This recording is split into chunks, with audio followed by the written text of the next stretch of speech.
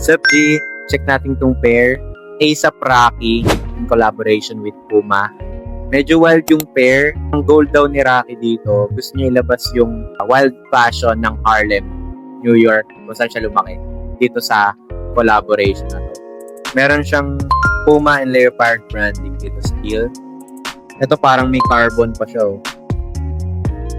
Meron din siyang Leopard print dito sa tongue with Flacco branding.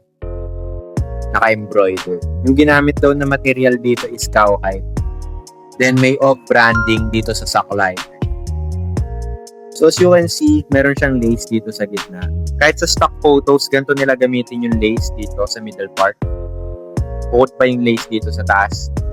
Feeling ko ang goal nila dito, pag used na yung pair, dumumi na yung suede, na-distress na yung laces, magiging kamukha siya nung, or at least ka-vibe siya nung Balenciaga Puma collaboration. Sa Speedcat model naman.